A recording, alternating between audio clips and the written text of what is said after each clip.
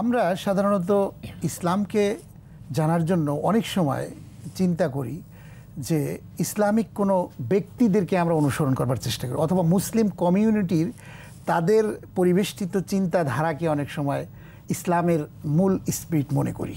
কিন্তু ইসলাম এটা বলে না। ইসলামের মূল স্পিরিটটা হচ্ছে কোরআন এবং সুন্নাহ। কোরআন হচ্ছে মেইন এবং সুন্নাহ হচ্ছে হাদিস। এই দুটো উৎস থেকেই আমাদেরকে জানতে হবে, তাহলে কিন্তু আমরা সঠিক জিনিসটি আমরা বুঝতে পারবো। একমাত্র ওয়ালটন এসি দিচ্ছে 1 বছরের রিপ্লেসমেন্ট গ্যারান্টি।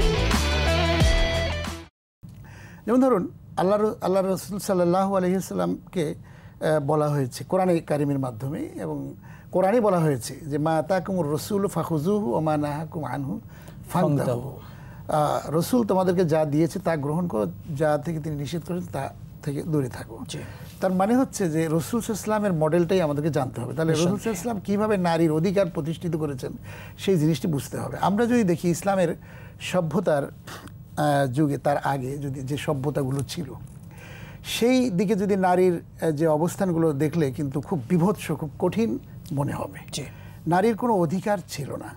আসলে নারী এবং পুরুষের অধিকারকে সমভাবে কিন্তু নিশ্চিত করেছে ইসলাম। তো এই দিক থেকে আমরা যদি তাকাই যে অন্য সভ্যতার দিকে যদি আপনি দেখেন, যেমন বেবিলনীয় সভ্যতা যেটি ছিল, তারা নারীদেরকে কিন্তু এমনভাবে ট্রিট করত, যদি তাদের মধ্যে কেউ কাউকে হত্যা করত, তাহলে সে যদি পুরুষ কাউকে হত্যা করে তাহলে তাকে হত্যা না করে তার স্ত্রী নারীকে হত্যা করা হতো, মানে দণ্ড দেওয়া হতো, শাস্তিটা তার হতো, কিন্তু পুরুষকে বাঁচিয়ে দেওয়া হতো।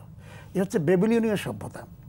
আপনি যদি গ্রিক সভ্যতার দিকে তাকান তাহলে দেখা যাবে যে নারীদেরকে শুধু ভোগ্য পণ্য হিসেবে ব্যবহার করা হতো, এবং নারীরা মানে আর্ট, কালচার, আনন্দ উপভোগের বস্তু হিসেবে তারা গ্রহণ করত, এবং নারীদের কোনো স্বাধীনতা বলতে তাদের কিছু ছিল না।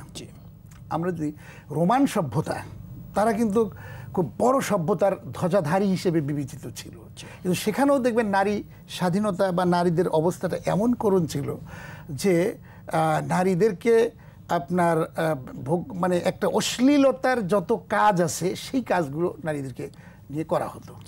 এভাবে যদি আপনি আমরা আরও দুই একটা উদাহরণ দিতে পারি।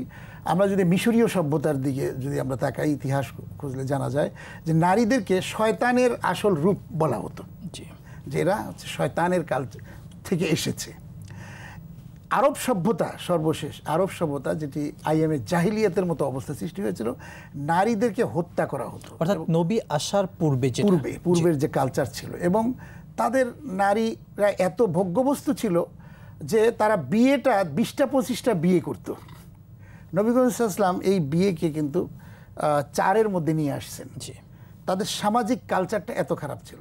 এবং রাসূল সাল্লাল্লাহু আলাইহি ওয়াসাল্লাম আসার পূর্বে সেখানে আমরা কোরআনে জানি, সেই ইতিহাস তুলে ধরা আছে যে ওয়াইদাল মাউউদাতু সুইলাত